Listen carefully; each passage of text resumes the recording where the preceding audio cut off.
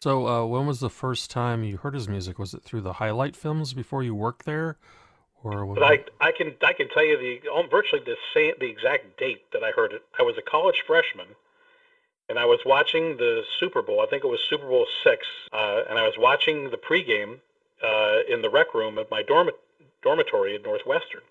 And a couple of hours before kickoff, this was the Cowboys versus the Dolphins. Terrible game, very boring, 24-3. It was over at the coin flip. The Dolphins didn't stand a chance. But in that pregame, one of the things that they featured, and I think CBS uh, carried the game. Part of their pregame was showing the Pro Football Pottstown P.A. film, which I didn't even know had been in production. I knew nothing about it, but I saw it was NFL Films. I said this could be pretty good. So I watched it, and that's the first time I heard Tony Luisi's music because he did the entire score, and it was very distinctive, and it was different from what I was accustomed to hearing from NFL Films music. Usually, I was thinking more of the orchestral pieces that Sam Spence wrote for them, and also NFL Films often used music from a British library called KPM, and their music was very distinctive too. It was uh, they were based in Great Britain, and a lot of their pop music that they used had a very 60s sound to it. But Tony's music didn't sound like either of those sources. He really had customized it for this particular story, and the story of the Pottstown film for listeners who aren't familiar with it is Pottstown is a town maybe about 40 minutes west of Philadelphia, but still considered, I think, part of the Philadelphia area. And they had a minor league team there, and I think they were loosely affiliated with the Eagles because the Eagles gave them their hand-me-down uniforms. They were called the Firebirds, but their helmets were from the Eagles from the late '60s. And this was a minor league team of guys, some who had NFL experience or had been at least at NFL camps. They were trying to work their way back to the NFL, and they played this schedule against other Eastern Seaboard teams, and NFL Films decided that they were going to follow them for a whole season. And so they selected specific characters from that team, including their more colorful coaches. The head coach was a guy named Dave DiFilippo, the real character in his own right. He had theme music. They had a cocky quarterback named King Corcoran. He had his own music. They had a defensive tackle named Joe Blake, who was a troubled soul, and I think I can't remember all the specific issues he had, but he had played his football at the University of Tulsa, and I think he'd been drafted by the NFL, but he was scuffling around, and so he had his own music. And then there were intermittent themes that Tony would write variations on to fit the mood, where he would take the melody that you recognized after hearing it a few times, and he could make it more melancholy or more jaunty or triumphant or whatever it was. But there was a lot of electronic music being used. There was Farfisa organ. There was guitar. It just was a fairly urban composition, even though Pottstown was a small town, but it's still part of like the Philadelphia aura. I guess if people are watching Mayor of Easttown on HBO right now, it's kind of like that milieu of a Philadelphia regional town, but it's very blue collar and not a little bit rough around the edges. So I thought Tony really captured that, and I noticed that music. Just as a film student, and also being someone who appreciates film scores, I listened for that while I was watching this, and I was very struck by the music. And I didn't know who composed it. I didn't stick around for the credits, but I said this is different from what NFL Films usually uses for their music, but it's really good and it really works with this material. So that was the first time I ever heard Tony's music, and then of course I became much more familiar with it once I started incorporating it to make films of my own when I joined the company. One of the pieces that I think I probably used from that film more than any other single Luisi piece over the course of the next 10 or 15 years, and it's a piece that I still was using as late as in the mid 2000s, was the main theme for the King Corcoran character called King's Walk. It's a very jaunty, kind of cocky, uh, almost like a Bantam Rooster kind of being the guy in charge type of a thing, which is exactly what the King Corcoran character was like. And it was a piece of music that you could use in almost any type of a situation for general action. If you wanted to have some particular point to some individual that you were talking about in a film who had similar characteristics to King Corcoran, you could use that again. But I think I probably used that piece in other shows, and that could be in a weekly show. It could be in a team highlight.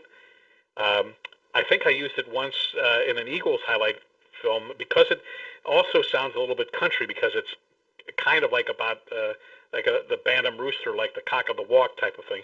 I used it specifically for a game that the Eagles won when they were playing in Atlanta. I said, this has a somewhat southern feel.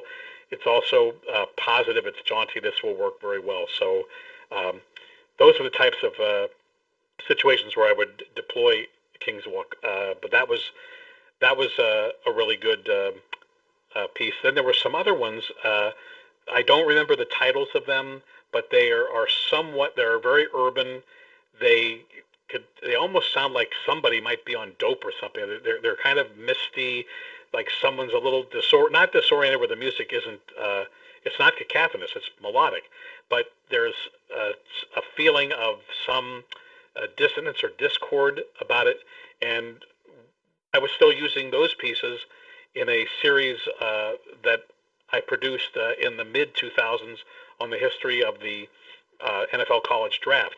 And I used it for either 1960s or 70s draft choices as storytelling music. A lot of Tony's music could be really well deployed as kind of interstitial music, which would set a mood, but it would not be intrusive on either the narration or any of the interviews that were being done. And that's really useful to have that type of music. You don't want music that draws so much attention to itself that even if it's mixed low, it's still a distraction. He would supplement rather than overpower the types of scenes that you were trying to edit. There's one particular another song which is a vocal with a gospel choir called called Heaven, and I used that piece a number of times in Follies films when I needed some sort of a counterpoint where I'm talking about someone having somewhat of a religious experience where I'm trying to specifically recall how I used it, but I know I've used this piece a number of times. And vocals are tricky because of you're taking the words literally, whereas the music, you can interpret it, or the viewer can interpret it any way he or she sees fit. But when you have words, you've got to make that the words match what it is that you're doing. And as I recall, there was one particular, I must have produced maybe 7 or 8 Follies films over my career at NFL Films, including a number of shorts. And I think there was one particular time that I used it where whoever the subject matter that I was making fun of, they had been able to write themselves and overcome all their blunders and bloopers that had happened. And I think that their exalted state, I heightened it by using this joyous gospel choir singing about a city called Heaven, that these stumble bumps have finally been able to figure out, Inspector Clouseau like had maybe stumbled their way to success, but I used that as a background for that. So that was another piece that I like to use. Because it was so specialized, you had to really pick your spots for that. But that was another piece from Pottstown that I would go back to from time to time.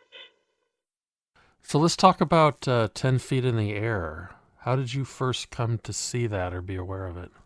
Yeah, I never saw the film, unlike Pottstown, which I was able to see because it was broadcast on network TV. 10 Feet in the Air aired somewhere, but it came out before I joined NFL Films. But it was music that I became familiar with almost immediately. And the reason for that is because the quality of it is so good, so cinematic, and so distinctive that I was drawn to it almost immediately, to saying, this is really, really cool, urban contemporary R&B sound that I want to use in films that I'm making. And so I turned to that many times during my career, and I think it's as good as the Pottstown score is. I feel that this is Tony's greatest body of work, and the reason I feel that way is because I thought that he captured the milieu of early to mid 70s Philadelphia, or really just any type of an urban environment, in a number of different ways, and he drew from a number of influences to make that score. Before I go into that, I'll just summarize what 10 Feet in the Air was about. It was a movie about basketball in the city of Philadelphia, from the amateur street level to the NBA, because so many great players were great collegiate and then professional basketball players who came out of the Philadelphia leagues. And I think that Sonny Hill, who was the real linchpin of all these organized leagues that would try to help kids stay on the straight and narrow path out of street gangs and instead play basketball. I'm not sure how he became connected with NFL Films, but he had been a national broadcaster on CBS as a analyst for NBA games, and I think that whoever it was that came up with it at NFL Films saw that there was a possible story there. And so that film was made about not just kids in North Philly neighborhoods, but also about legends like Wilt Chamberlain or Earl the Pearl Monroe, who was probably the featured person in that film. Monroe was a #1 draft pick out of Winston-Salem of the then Baltimore Bullets, and then later played for the Knicks. And he is generally regarded, I don't know if that's still the case, but at the time he was considered the best player to ever come out of Philadelphia, and that he had unique moves. He was almost Jordan-esque in what he could do. And so all of these elements came into play. So you've got a very rich storyline from which to build. And then you've got a guy like Tony Luisi, who's a Philly guy through and through. I mean, it's in his bones, but he really got it, the essence of what this story was about, and incorporated it. The music that you hear in 10 Feet in the Air, it would work if you were going to tell the story of basketball in almost any city area, but I think it's particularly germane to Philadelphia. And the reason I say that is, at the same time that this movie came out, was also as the Gamble and Huff Sound of Philadelphia music was really taking hold on the national scene. And a lot of the orchestration, and maybe even some of the musicians who played on those sessions for the Gamble and Huff music, probably were playing when Tony was doing the sessions for the music in this film. But you can hear the similarities. It's really organic. It's there. It's just, I think if he had gotten musicians from another part of the Northeast, I don't think it would have had the same level of authenticity. But you have the sound of Philadelphia, and then you also have the emergence of the blaxploitation films that became very popular in the early 70s, such as Shaft or Across 110th Street, Trouble Man, which has a great score by Marvin Gaye. It might have been the only film that he ever did a soundtrack to, but a lot of the music that's from that soundtrack, a soundtrack that I would recommend to anybody who's interested in that period. You could hear antecedents from Gaye's soundtrack in the work that Tony did, but also some of the Isaac Hayes, the Bobby Womack score from Across 110th Street. I think that Tony heard all this stuff, was influenced by it. He took what he wanted from that, and then he put his own stamp on it. But it's really authentic Philadelphia sound, and it comes out, I think, in two particular pieces. And one is called Ghetto, which is a song I probably used 100 times in all kinds of different ways, but I think it's as good as any soundtrack melody and arrangement of any mainstream film of that period. It just was a very atmospheric piece that has a lot of different elements to it. The arrangements with the strings and the organ, it's great. It's a wonderful piece of music. It's over a half a century old. It's still as fresh as the day that they finished their mix on that. That's one of the pieces. And then the other piece that I used a lot was I believe it was called Gangs, and that one really does sound like just about any type of music that you would hear in a blaxploitation film for like a Pam Grier film or something like that. But I thought that Tony's music was better than those. Some of the music in those films were not up to his standards. But that's another great film where you can feel the desperation of these kids and these gangs that's there, and the tempo changes. It's just you really, when you hear that music, you really do visualize street gangs, the decay and the sorrow and just the melancholy of blighted areas where minorities, which sadly even to this day this is still a terrible problem that the United States has in their cities. But that's another great piece that I like from that. And the third piece from that particular show, 10 Feet in the Air, one that I tried to use for years and years. I was Ahab and this was my white whale. I tried so hard to be able to incorporate the song Black Jesus somewhere in any film, and I would take the music and I would try to apply it to whatever the subject was, and I'd always run into the same problem, that the lyrics were not consistent with the subject matter that I was trying to tell the story. Where I wouldn't even try to talk over that. I just wouldn't let the music to play for it. But this Black Jesus is what Earl Monroe was referred to as, because he was so amazing on a basketball court, and that's who the song was written about. And I love that song, and I love the arrangement. I love the choir work. I love the solo by the male vocalist on that. It's very powerful. It still gives me chills. And that was one of my real regrets in the 40 plus years that I worked at NFL Films, that I was never able to take Black Jesus and use it in a way that I thought would magnify how great the song was. But also, when I tried to do it, it always just came off as either it just didn't work, or people would say this is a little too over the top, and so I could never use it. So I can enjoy that music on its own terms, but that was one piece of Tony Luisi music that I just, try as I might, I could never find the right opportunity to incorporate it in one of my own films. So I just admire it for what it is. It was great for how it was used, and it was a terrific element of that production. And then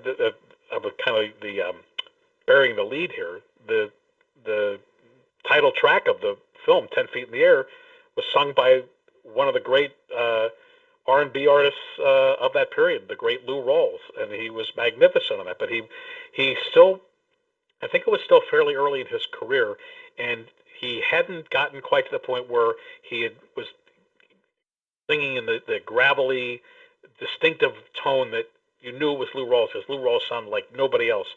But it's still, you recognize him, but he's not quite there yet, but he's still very good in this, and that's a great song too. And I thought Tony really nailed that one as well. So this is a film that I think where he really was able to grow from Pottstown to capture the essence of the environment of which the story was being told, and he also wrote music that R&B artists could sing and really sell it and make it work. So that's why I think that's the best overall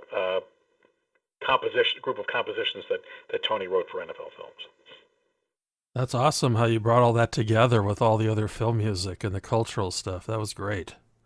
That was really good.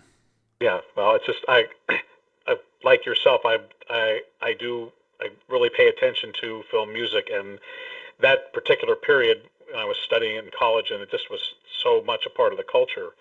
it just I just really have a great deal of respect for um, Tony being able to incorporate all that. I just thought he really nailed it, and I think him being from the Philadelphia area was a real advantage for him. He's a son of that area, and I think it's in your bones. You're born into it. It's just part of your environment, and he was able to capture that and do just a magnificent job. The other thing I Yeah. was going to ask you, just I ran into this on YouTube. Did you ever hear the single for Dr. J that he produced? I probably have. It wasn't written for NFL Films, though, correct? No, It no. was like a promotional thing for the Sixers or something, Yeah, or it was called was it a? Dr. Dunk, I'm and sure I heard it at the time it because was really his, fun. his first year in Philadelphia was the first year that I had moved there. The Sixers had gotten him from the Nets, and so he was a huge presence. So I would imagine that it was an unavoidable song. You could hear it on the radio or on broadcast and stuff like that. But I don't know it that well. Yeah, I don't need to comment on it, but I was just curious because I was thinking, how could No, I yeah, fit it in? It might be kind of fun just to reference, yeah. because it's part of that whole Philly thing, right? I mean, Yeah, it is. It definitely is. You can hear in some of the um, other pieces that Tony did that were not specific to shows, where he would write uh, music that would be used for general action or weekly programs. You could hear him starting to gravitate towards the electronic music that I guess where he probably got his greatest claim to fame, at least commercially. But he was writing stuff, I guess, up to like 74, 75, and those are pieces that we could use to do in game summaries or like in a game of the week type of situation where you needed just good, fast-paced action music. And I liked his electronic stuff. I thought it was very imaginative, but I still am partial to the um, orchestral work that he did in 10 Feet in the Air, and just to me that's music that's it. I lived there, and so I guess I had an appreciation for it in that regard. But just because of the overall quality of the music, I just thought it really was just very very top notch and very evocative of both the subject matter and the times in which it's taking place. yeah. I mean, well, Ghetto is my favorite piece he ever did. Yeah, It's just like sublime. It's just yeah, wow. It just you yeah, just sit yeah, back and say, "This is lush yeah, and this is yeah, sophisticated." So yeah. good. Yep. Well, listen, I would imagine you know gangs pretty well too, Yeah. right? Oh yeah. Oh Yeah, yeah. yeah. Yeah. Ghetto is the best piece from that, um, certainly from that particular production. Um, and there's probably a couple of others that I'm not channeling right now, but I'm thinking of the some of the other the vocals. I love Black Jesus, and I just was just banging my head against the wall. I said, boy, I wish I could figure out how I could use this. So just never happened. So it's like the one that got away on when you go out on a fishing trip. So Yeah. I think one thing I talked about, and this actually somewhat dovetails into Tony's work, is the genre of crime jazz, which was extremely popular from the late '50s into the early '60s with some of the Henry Mancini stuff for Peter Gunn, things like that, Elmer Bernstein. There's a whole genre of jazz music that was used in cop movies and film noirs, things like that. And I referenced that in that particular article. So if you can remember that, that would be the piece from which Mm. it came. But Tony wrote some of his stuff because it was so urban. It definitely had some antecedents from the crime jazz um, playbook that a lot of that Sam's early stuff that he had done, which was usually used for defensive mayhem or just danger or some type of thing. It really would sound like something you would hear on M Squad or on like some of the other um, 77 Sunset Strip, some of those other cop series from the late '50s and early '60s, where there was very heavy on that type of urban jazz, but it was not free form. It was melodic, but it was Elmer Bernstein really did a lot of stuff like that. The Rat Race and Man with the Golden Arm. A bunch of those things. That's all like from that crime jazz element. But Tony used to some of that too. I mean, Tony really wore a lot of different hats. He really could. He could make a lot of different, go in a lot of different directions. And versatility's. You got a guy who wants to write film music for you. That's one of the best characteristics you can have. Yeah.